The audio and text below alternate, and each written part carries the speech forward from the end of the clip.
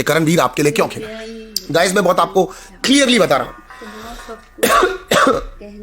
मैं आपको बहुत क्लियरली बता रहा हूं करणवीर का चुम के लिए खेलना। करणवीर, आप इसको ओवर कॉन्फिडेंट भी कह सकते हो, करणवीर 110% कॉन्फिडेंट है।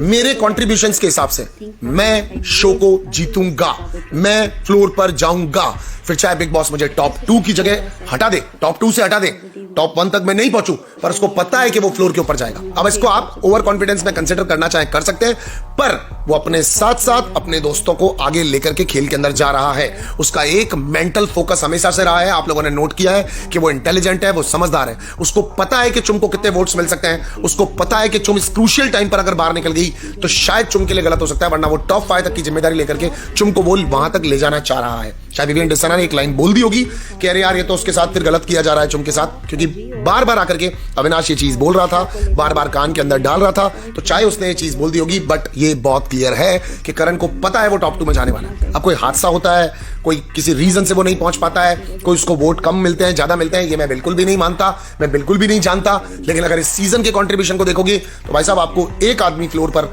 करणवीर मेहरा को रखना पड़ेगा फ्रॉम एनी प्रोस्पेक्टिव। उसने एंटरटेनमेंट में कोई कमी नहीं छोड़ी है, उसने फाइट्स में कोई कमी नहीं छोड़ी है, उसने इमोशंस, जो वो आज कह रहा था जनता को कि खुद के लिए तो खूब खेला हूं मैं, लेकिन अब मैं अपनों के लिए खेलना चाहता हूं, अपने लिए तो खूब खेला हूं पर मैं अब अपनों के लिए खेलना चाहता हूं। आई डोंट नो मैं गलत जा रहा हूं, मैं सही जा रहा हूं। और आपको पता होगा वो रिलेशनशिप्स के बारे में बात कर रहा था कि मैं रिश्तों में चूका हूं, और अगर वो रिश्तों के लिए ही कर रहा है और रिश्तों का ही ये शो है, तो फिर आप अगर करण के रिश्तेदार हैं तो आपको ये समझना पड़ेगा कि लाइक वो फैन होते हुए यूं क्या इशारे कर रहा है, कार की चाबी, कार की चाबी, इतनी देर बाद क्या मांगने हैं।